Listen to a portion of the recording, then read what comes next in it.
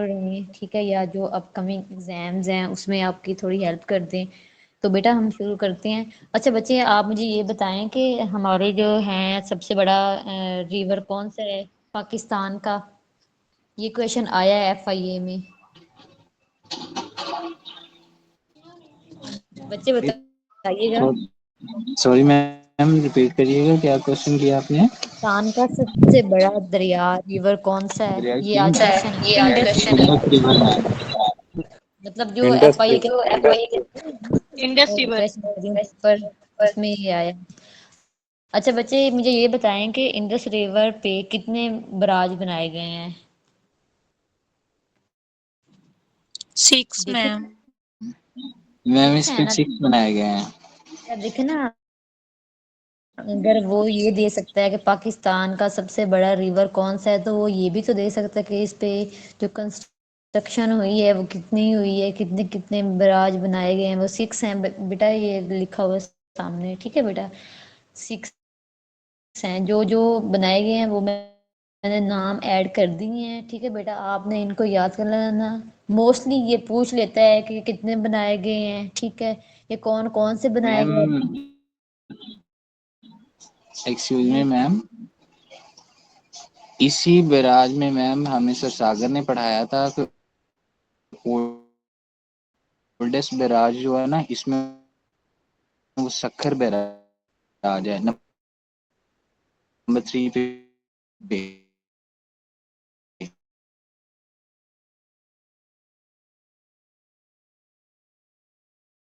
Desk barrage वो सक्कर barrage है। आपने ये देखना है कि ये कब बनाए गए, ठीक है।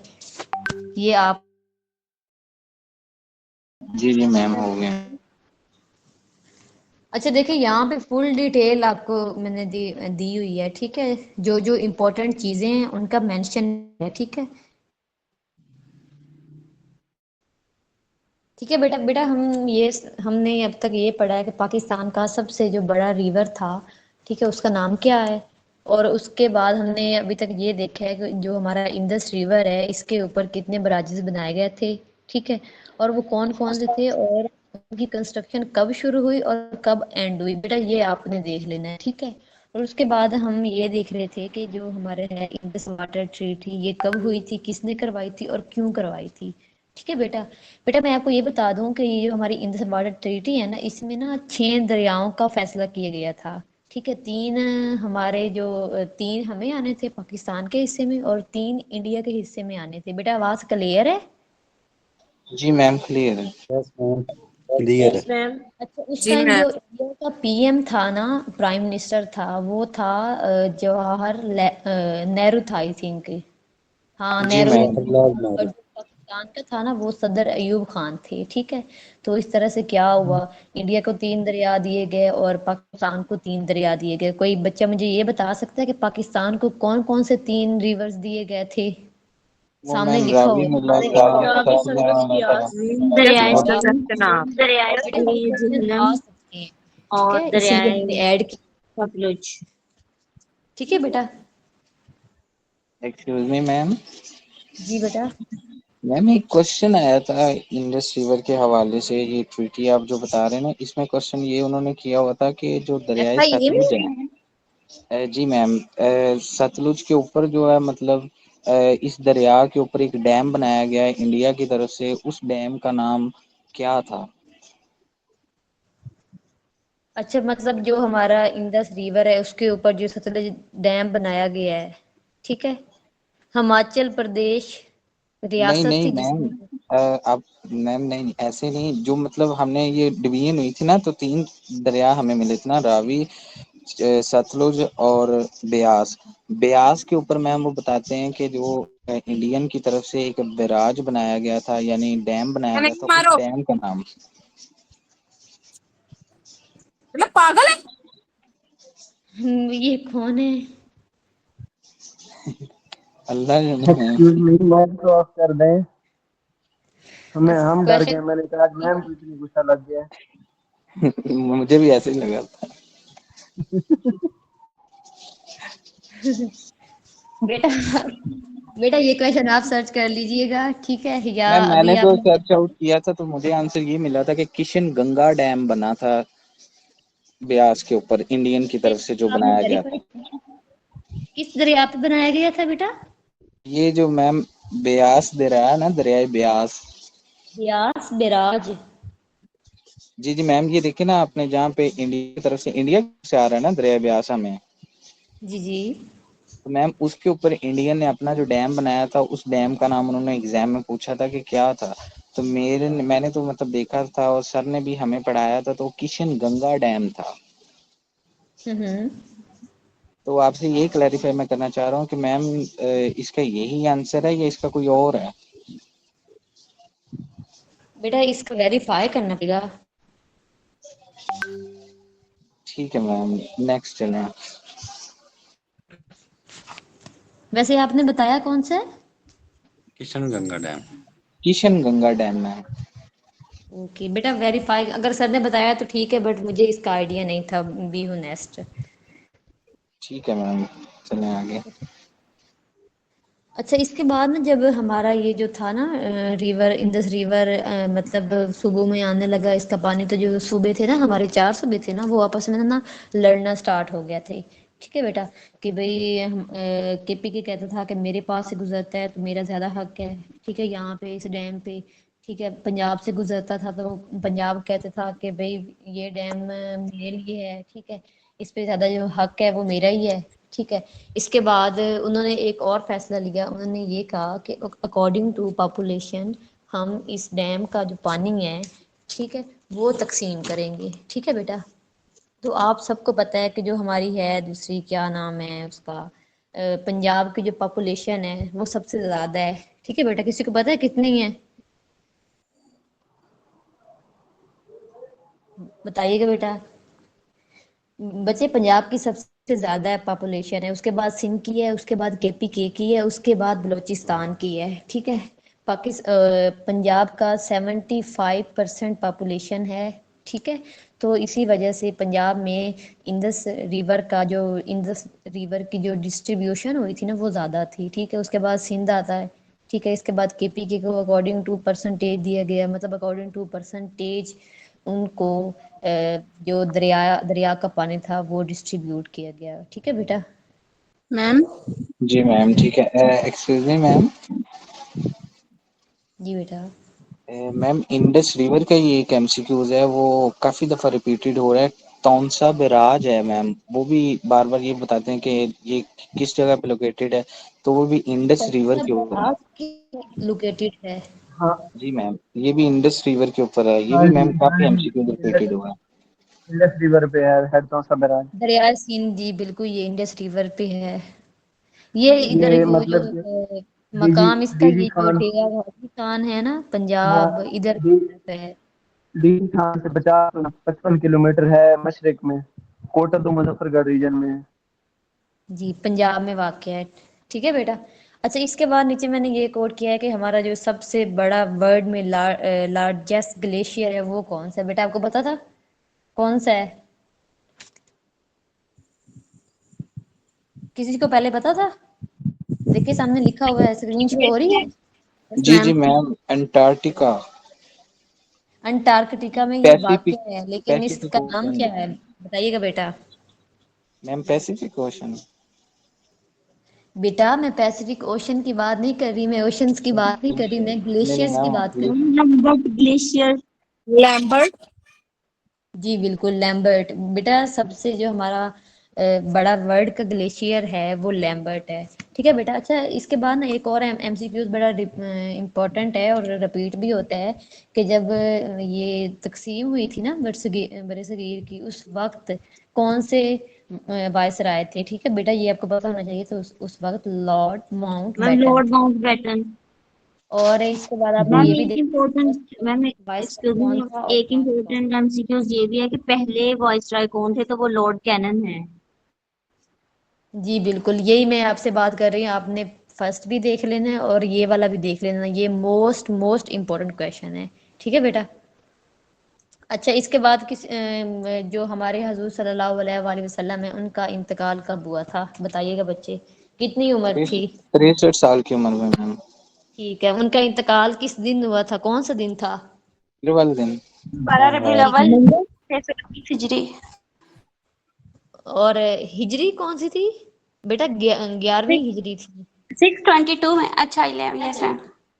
ठीक है। अच्छा, इसके बाद जो है 622 में हमारा 22 हजूर में सल्लल्लाहु 622। अलैहि वसल्लम और हजरत खदीजा का निकाह किसने पढ़ाया था?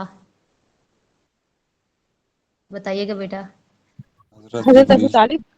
अबू तालिब ने पढ़ाया था, और उस वक्त हजरत खदीजा की उम्र 40 साल थी और हमारे हजूर सल्लल्लाहु अलैहि वसल्लम की उम्र 25 साल थी। ठीक है बेटा। अच्छा, इसके बाद नीचे और लिखा हुआ है हजूर सल्लल्लाहु अलैहि वसल्लम मक्का से मदीना कब तशरीफ लाए। ठीक है बेटा, तो आपने ये याद रखना है 621 ईस्वी भी मिलता है और 622 ईस्वी भी मिलता है, तो आपने इन दोनों में कंफ्यूज नहीं हो जाना। ठीक है बेटा, नजर आ रहा है? ये देखें। जी ठीक है मैम। बेटा। मैम उसके बाद हमारे 22 इस्लाम ज्यादा में 22 कितने? मिलता है क्योंकि नबूवत की 13वें साल की थी ना, तो 22 में। बेटा, हमारे इस्लाम के पिलर कितने हैं? पिलर्स, पिलर ऑफ इस्लाम्स, इस्लाम 5 है मैम। 5 कौन से हैं? बताइएगा बेटा। नमाज मैम नमाज तौहीद, रिसालत, सबसे पहले नमाज, There are कलमा, रोजा, five हज। pillars of कलमा, इस्लाम। नमाज, रोजा, हज, ज़कात। हाँ जी, कलमा, न- ठीक है, नमाज, शहादत, रोजा, नमाज, ज़कात, इबादत, हज। ज़कात और हज। ठीक है बेटा, ये पूछते हैं कि ये कब कब फर्ज हुए थे। ठीक है, किस किस हिजरी में आए थे। जो हमारे पास है ना कलमा, देखे नीचे मैंने लिखा हुआ है 610 ईस्वी में। ठीक है, उसके बाद सलाह नमाज 10 हिजरी में। ठीक है, रोजा 2 हिजरी में, ज़कात 2 हिजरी में। ठीक है, और हज भी 9 हिजरी में। ठीक है बेटा। अच्छा, इसके मैम बाद ये हम इस्लामियात का एक लेक्चर लिया था, उसमें मैंने आपको 4 फरिश्तों के नाम बताए थे। वो कौन से 4 फरिश्ते हैं बताइएगा बेटा, जो मोस्ट जिब्राइल, इम्पोर्टेंट। मीकाइल, इसराफील और इजराइल। हजरत जिब्राइल, हज़रत हजरत जिब्राइल, हज़रत इस्राफील, इस्माइल, इतना। हज़रत इसराफील। इस्माइल। और अल्लाह ताला के कुल कितने सफाती नाम हैं 99 बताइएगा। मैम। 99। 99। ओके। देखिए बेटा, इसी तरह से आपने लगन के साथ पढ़ना है। ठीक है। अच्छा, इसके बाद ये लिखा हुआ है first martial law was imposed by Sikandar Mirza. ठीक है, इन 1958। ये सबको पता है ना, फर्स्ट कब हुआ, सेकंड कब हुआ। ठीक है यस बेटा, मैम। इस ठीक है। अच्छा, इसके बाद नीचे लिखा हुआ first chief justice of Pakistan was Abdul Rashid. ये मोस्ट इम्पोर्टेंट क्वेश्चन है। ठीक है, आपने ये देखना है कि फर्स्ट कौन था, सेकंड कौन था, और उसके बाद अब जो करंट है वो कौन है। ठीक है, करंट देखिएगा बेटा कौन है। यहाँ पे मैंने क्या याहिया लिखा है अफरीदी याहिया मैम, अफरीदी याहिया मैम। अफरीदी। ठीक है बेटा, याहिया देखिए अफरीदी का। रिसेंटली ये सारे नोट्स बनाए हैं। ठीक है, उसके बाद मैं ये नीचे लिखा है सेकंड लास्ट कौन सा था। ठीक है, उसके बाद टिनोर की बात की गई है। ठीक है, प्रेसिडेंट का कितना टिनोर होता है, पीएम का कितना होता है। ठीक है, चीफ जस्टिस का कितना होता है। ठीक है, उसके बाद हमारे पास ये जो है वुजू। ठीक है, उसके फराइज कितने हैं, गुस्ल के कितने हैं, वुजू के कितने फराइज हैं बताइएगा बेटा। मैम 3। वुजू के 3 है, बताएं वुजू के बेटा। 4 चार हैं, प्राइज है चार जी। मैम, चार हैं। 4 प्राइज यार है। मैम वुजू प्राइज के है, 3 गुस्ल के प्राइज है। 3।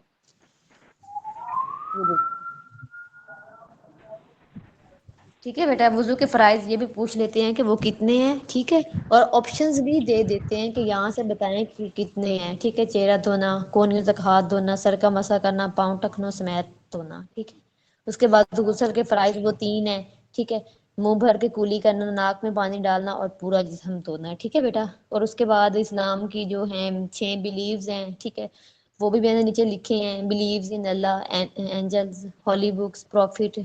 ठीक है, डे ऑफ जजमेंट। ठीक है, और जो भी क्या बात, डेस्टिनी। ठीक है, वो भी सब कुछ इसमें ऐड है। ठीक है, उसके बाद बेटा एक इंटरव्यू में क्वेश्चन किया गया है एक बच्चे से कि नबी रसूल में क्या फर्क है। ठीक है, किसी बच्चे को पता है कि नबी और रसूल में क्या फर्क है? जी मैम। मैम जो रसूल बताइए होता है, हर बेटा। रसूल, हर नबी रसूल हो जो रसूल होता है वो नई शरीयत लेके आता है, जी और जो नबी होता है वो मतलब पिछले रसूल की शरीयत पे अमल करवाता है। जी बेटा, यहाँ पे मैम मैंने जो कोट की। और जी बेटा हर बताइए। मैम नबी, हर रसूल जो होता है उसको हम नबी कह सकते हैं, और हर नबी को रसूल नहीं कह सकते। मैम जो रसूल होते हैं उनके ऊपर वो स्पेसिफिक एक किताबें होती हैं, इस्लामी किताबें नाजिल होती हैं, लेकिन जो नबी होते हैं उनके ऊपर सहीफे नाजिल होते हैं। रसूल का काम मैम पैगाम पहुंचाना होता है, मतलब कोई मैसेज हाँ जी, डिलीवर आउट जी करना होता है बेटा हमें। जो उसकी नबी होता है ना उसकी वो पहले बेसिक से डेफिनेशन मौजूद जो कोई होती है चीज रसूल हो। की, वो रसूल की जी बेटा बेसिक डेफिनेशन यही है कि उनको नई शरीयत दी जाती है, एक नई जी शरीयत बिल्कुल, लेके वो रसूल आते हैं को और नया उसका पैगाम नफाज दिया करते हैं। जाता है।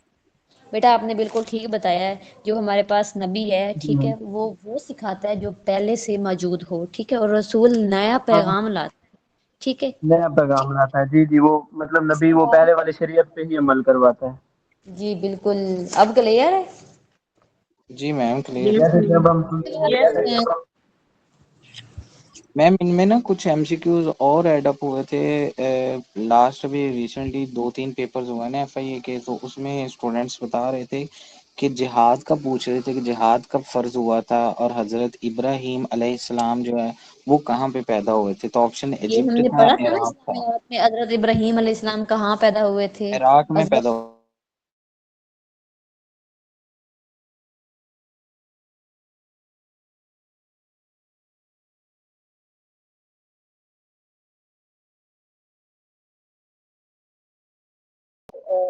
इराक में पैदा हुए तैयारी करते हैं, तो कुछ ये इस बात पे कभी भी मत करना। हाँ हम कुछ कह सकते हैं कि ये इम्पोर्टेंट है, एग्जामिनर कुछ भी बना सकता है। अब देख रहे हैं ना एफआईए का पेपर कैसा आ रहा है। जी जी मैम, और आपने अभी रिसेंटली हमें 2 फरिश्तों के बारे में बताया था जिनको अल्लाह ताला ने जो है वो रूह ज़मीन पे अपनी इबादत करने के लिए भेजा था। उनका काम था कि उन्होंने जादू सीखना था। वो हर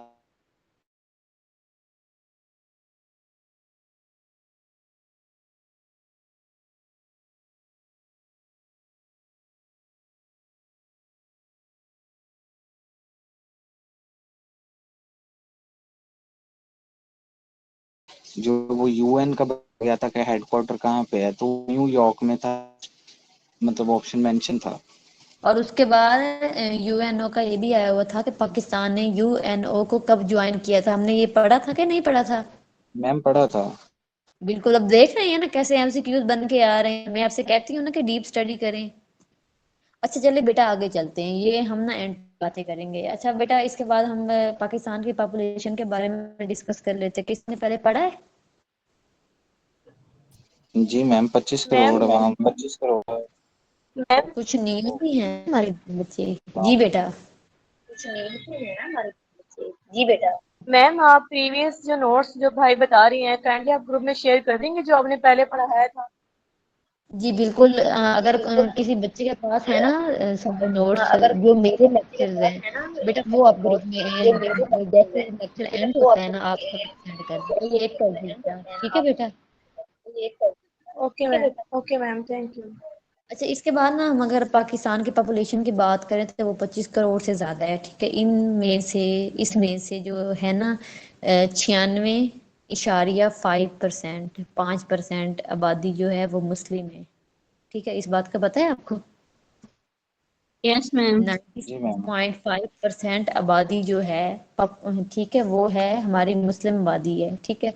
और जो 100% Muslim population of the world is in Maldives, ठीक है। ये भी एमसीक्यूज बन सकता है कि सबसे ज्यादा जो मुस्लिम आबादी है, प्योर मुस्लिम आबादी वाला, ठीक है, वो कंट्री वो कौन सा है, वो मालदीव है, ठीक है। पॉपुलेशन के लिहाज से दुनिया में पाकिस्तान का कौन सा नंबर है पता है।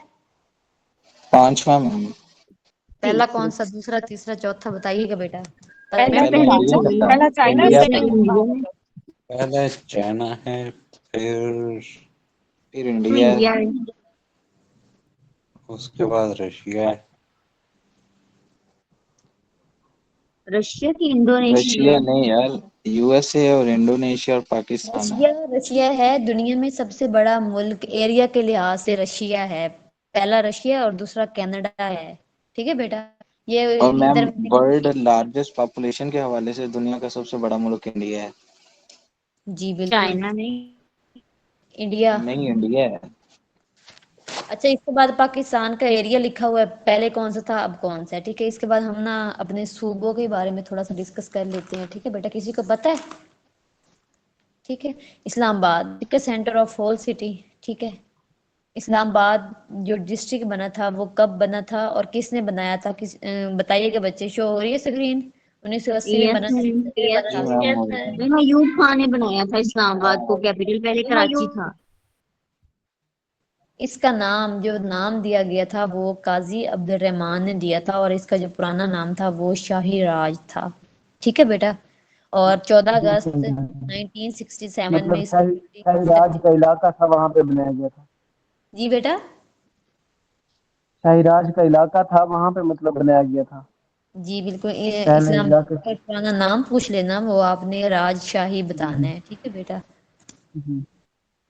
अच्छा, इसके बाद हम एक ये मोस्ट इम्पोर्टेंट क्वेश्चन है कि दुनिया के, ठीक है ना, दुनिया के सबसे जो खूबसूरत कैपिटल्स हैं वो कौन से हैं?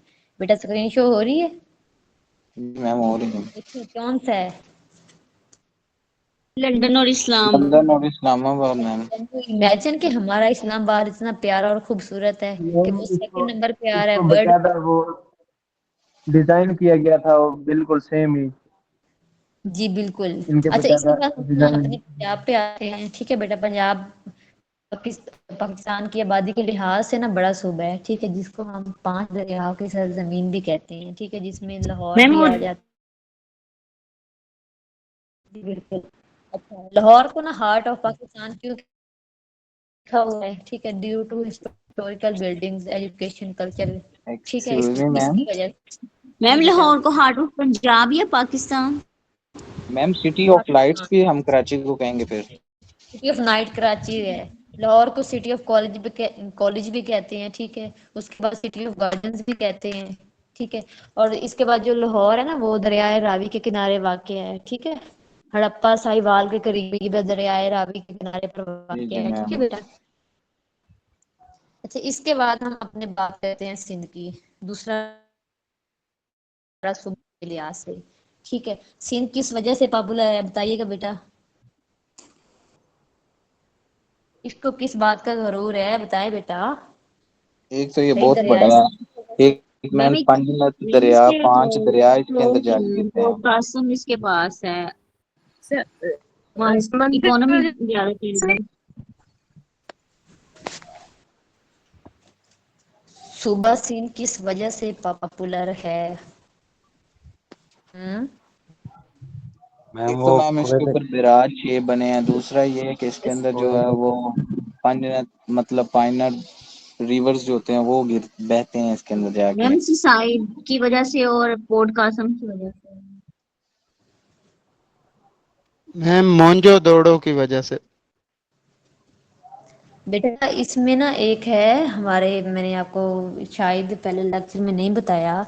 एक तो ये है कि ज़राई पैदावार में भी ये ठीक है। ठीक है।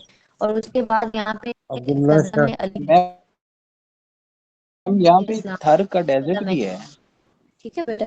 देखिए यहाँ पे लिखा हुआ है, ये एमसीक्यूज आया हुआ था। ठीक है, कदमगाह ऑफ अली। ठीक है, हजरत अली। मतलब कि यहाँ पे माना जाता है कि यहाँ पे ना हजरत अली अलैहिस्सलाम के कदमों के निशान यहाँ पे मौजूद हैं। ठीक है बेटा। उसके बाद ये हमारे पास एक ग्रेव यार्ड है ठट्ठा में।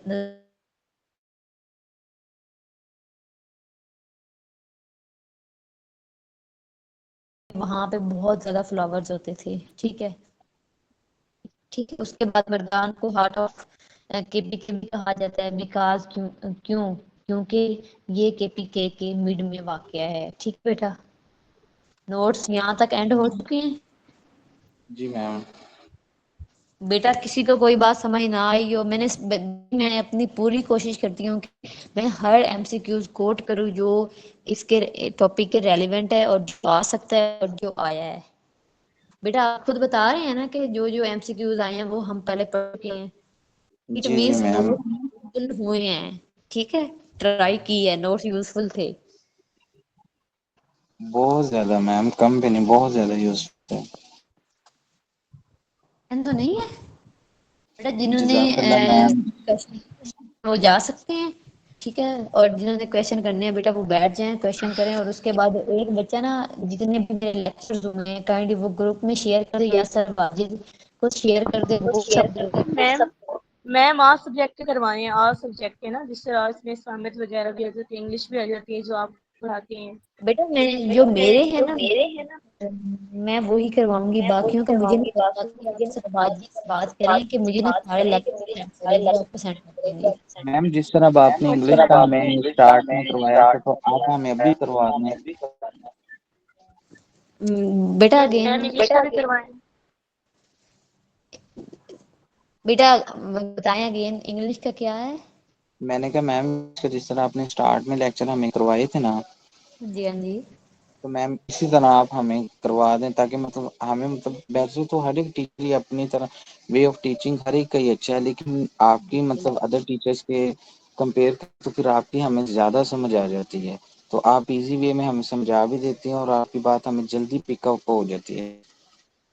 बेटा पहले मैं इसलिए खुद खप ताकि मुझे आपके साथ खपना ना पड़े और ना ही आप खपें। अब मेरी पूरी ट्राई होती है कि मैं आपके लिए बहुत ही आसान वर्डिंग और बहुत ही इजी वर्डिंग में आपको बात समझाऊं और वही लिखूं जो आप जी कैरी भी कर सकें। देखिए ना मैम, अब आपने इस्लामियत का लेक्चर है, नो डाउट आपने मेहनत की है, लेकिन आपने जो जो हमें पढ़ाई और समझाई है ना, वो एक बार हमने बस अपने माइंड में स्केच उसका तैयार किया, तो अब वो चाहे 10 लेक्चर हो या 15 लेक्चर, हमें नाउ हाउ का पता है ये कौन सा एमसीक्यूज हमने किधर पढ़ा था। कोई बात नहीं बेटा, खान साहब आई थिंक वो छोड़ गए हैं, कोई बात नहीं बेटा। बेटा आपका हक बनता है आप क्वेश्चन किया करें, कोई बात नहीं।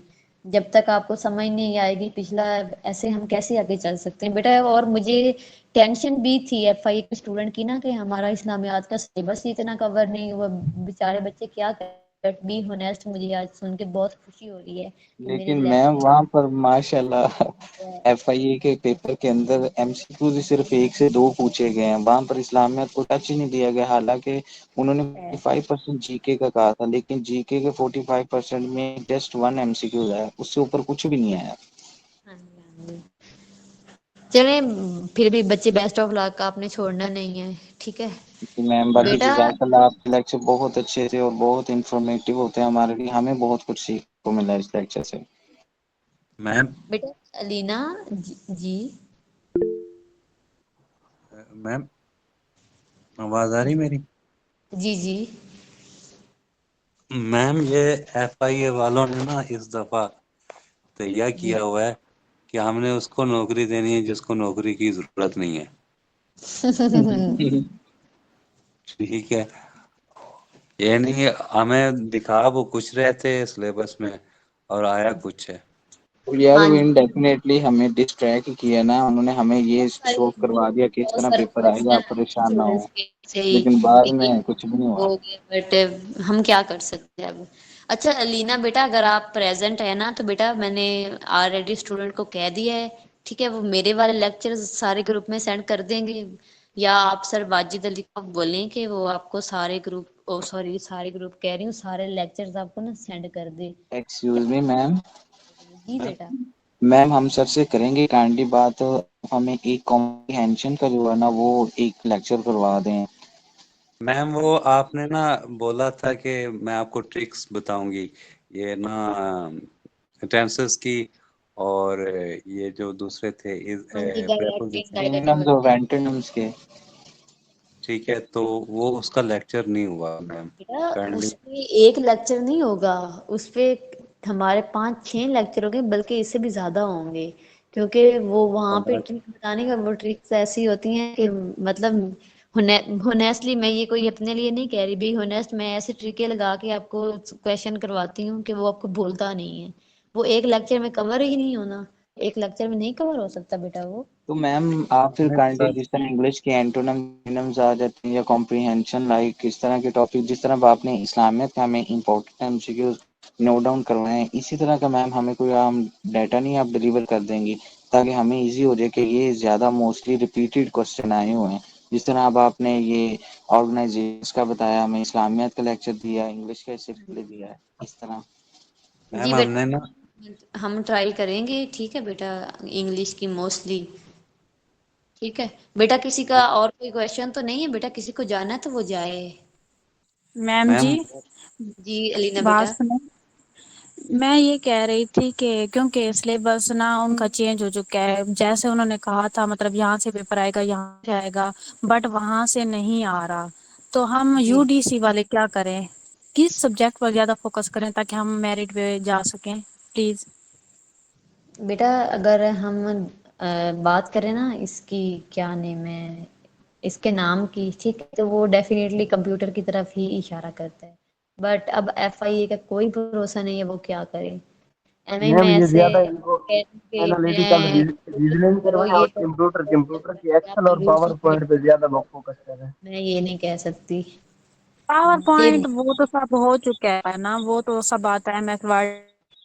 Excuse me ma'am. ज्यादा एमएस वो एक्सेल एक्सेल और और वो पावर सारा पॉइंट पे तो फोकस क्लियर कर है। रहे हैं, और इसके बाकी अलावा पे हम एनालिटिकल फोकस करें ताकि रीजनिंग पे। हम बन सके। यार पता क्या था, जिनकी एलडीसी या यूडीसी की पोस्ट है ना, मोस्टली उनको कंप्यूटर रिलेटेड क्वेश्चन आएंगे। लाइक जिस तरह का हम माइक्रोसॉफ्ट में जाते हैं, पावर पॉइंट एक्सेल में न्यू स्लाइड ओपन करने के लिए वो तो हमें कौन न्यू से न्यू सॉफ्टवेयर टाइप यूज के हो, वो आपने देखे भी नहीं होने मतलब कि पेज का एलडीसी को और कट यूडीसी को एमएस ऑफिस के आएंगे। बेटा। हम ये कह सकते हैं कि कंप्यूटर से आएंगे, बट एफआई का पैटर्न देख के हम अब कुछ नहीं कह सकते। पहले कह सकते थे, अब कुछ नहीं कह सकते। जी मैम वही ना, अब मतलब उन्होंने ओवरऑल पैटर्न तो अपना ऑलरेडी चेंज कर दिया है। पहले 45% था, 45% के हिसाब से लग रहा है। अब उन्होंने आईक्यू को आई थिंक 65-70% कर दिया। तो अगर हम कहें कि मतलब अब कहाँ से स्टडी करें, कौन से क्वेश्चन करें, तो मैम इसका ये किसी को बिल्कुल कोई गलत नाउ हाउ बात नहीं। मैम जी। मैम हमने पिछली दफा भी जो है ना सर वाजिद साहब से रिक्वेस्ट की थी। जी मैं था और ये भाई इनका क्या नाम है, आई थिंक नॉट यूर की क्या लिखा हुआ है। हाँ, इन्होंने भी और एक और सिस्टर थी, उन्होंने ना रिक्वेस्ट की थी सर जो है वाजिद साहब से। बेटा तो कब? वो उन्होंने जब हमारा लास्ट टाइम लेक्चर हुआ था ना, जब आपने रूट वर्ड्स बताए थे, हाँ जी हाँ जी जी बेटा। तब हमने ना ग्रुप में काफी रिक्वेस्ट की थी। तो हाँ जी। शायद सर माने नहीं है या जो भी है, लेकिन ये जो जितने भी दोस्त अभी हैं या जितने भी सिस्टर्स हैं, ये काइंडली सारे जो हैं मैसेज करते हैं। और आप भी एक दफ़ा पर्सनली सर से रिक्वेस्ट कर दीजिएगा कि एक 3-4 लेक्चर आप इकट्ठे रख दें। क्योंकि अभी मेरा असिस्टेंट का भी पेपर है, और एस आई का भी और यूडीसी का भी, जी एफ आई जी ए में। बेटा। और इसके साथ वो अकाउंट ऑफिस की जॉब, जो असिस्टेंट की जॉब थी, उस पे भी मैंने अप्लाई किया हुआ है। जी तो बेटा। इसी तरह और भी कुछ दूसरी नोट। दोस्त हैं, तो एक्सक्यूज मी मैम। जी जी बेटा, मैं सुन रही हूँ सब बात। जी जी मैम, सॉरी टू से मैंने आपकी बात थोड़ी सी काट दी। अभी मैं देख रहा था तो एक शादाब खान साहब थे, वो कह रहे थे कि आप ही क्वेश्चनिंग कर रहे हैं। तो देखें, मोस्टली ग्रुप बनता ही इसी चीज़ का होता है कि हमने कम्युनिकेशन करनी होती है टीचर से, हमने अपनी राय देनी होती है। टीचर्स क्लास को लेके सबको इकट्ठा चलते हैं, अपनी अपनी राय हर एक बंदे को देने का हक होता है। मतलब मीन अगर स्टूडेंट क्लास ज्वाइन कर रहे हैं तो उस क्लास का हमें फायदा तब भी होता है जब हम उस क्लास के अंदर क्वेश्चन करें। अगर कोई चीज़ नहीं समझ आ रही, हम टीचर को बोलें। मतलब आपने भी हमें एक बात सिखाई थी और समझाई थी कि हाँ जी आप बेटा। लोगों ने, अब जाहिर बात है, इसकी पेमेंट दी है, आप लोगों ने इसकी फीस दी है, तो आप लोगों ने सेशन ज्वाइन करने का आपको फायदा तब हो जब आप लोग बोलें। आपको जो चीज़ नहीं समझ आ रही या जिसमें कंफ्यूजन हो रही है, आप लोगों को प्रॉब्लम फेस हो रही है, आप उसके बारे में बोलें। तो भाई आगे कह रहे थे, तो सॉरी, मेरा नाम उसामा है। तो अच्छी बात है, ग्रुप में बोलना चाहिए मैम कि टीचर्स हैं, टीचर कोऑपरेट तब भी करता था जब स्टूडेंट उनके साथ कोऑपरेट करके चले। बिल्कुल। अकेला एक जिसने टीचर नहीं बच्चे चल ने रिक्वेस्ट सकता। किया है ना बेटा, कोई बात नहीं, आपने भी किया है ना, आपका हक बनता है। हर बंदे की अपना पॉइंट ऑफ व्यू होता है, ठीक है बेटा। लेकिन मैंने पहले भी बताया था कि आप ना टीचर को टोका करें, ठीक है, ताकि वो आपको वो पॉइंट क्लियर करे, देन फर्दर आगे आपको लेके चले। अगर आप टोकोगे नहीं तो फिर फर्दर आपको कैसे समझ आएगी? मैम इसकी इसकी रीजन ये भी है कि अगर जब तक क्लास क्वेश्चन ना करे टीचर का, मतलब वो उतना वो जज्बे से वो नहीं पढ़ा रहा होता, बस वो कहता है सारे मतलब ये अंधे बहरे हैं, बस सुन रहे हैं, ठीक है, वो जैसे चाहे झाड़ देता है।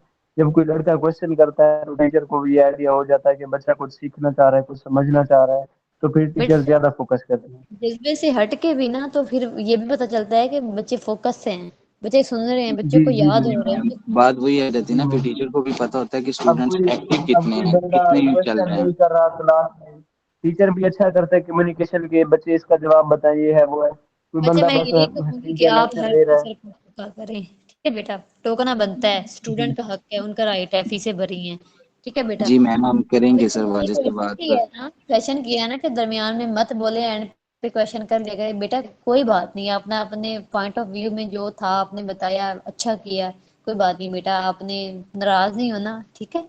नहीं नहीं मैम, वो भी हमारे भाई हैं, लेकिन ये होता है कि आप सबको हक होता है अपना अपना बोलने का, तो काइंडली मतलब अगर वो क्वेश्चन नहीं कर सकते तो हम तो फिर करते हैं। हमें तो मतलब जो चीज़ नहीं समझ आती हम टीचर को कहते हैं कि मैम हमें अब यहाँ पे नहीं समझ आ रही, या हमारे नॉलेज में जो एमसीक्यूज होते हैं हम बता देते हैं कि मैम ये भी आया था, यहाँ से हमने पढ़ा था, देखे ना अब आपने हमें लेक्चर दिया, हमने डिलीवर किया, हमने वो सुना है, हमें वो पता था, देन ही आपको बताया कि मैम हमने ये पढ़ा था और ये एमसीक्यूज इस तरह इस पेपर में आया हुआ था।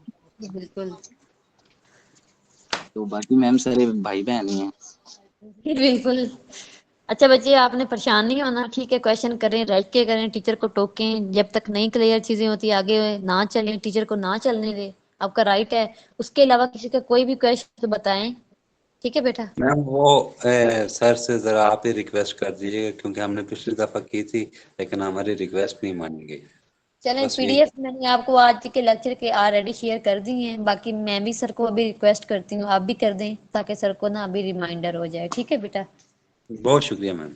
ओके बेटा, अल्लाह हाफिज। अल्लाह हाफिज मैम। अल्लाह हाफिज मैम। अल्लाह हाफिज मैम।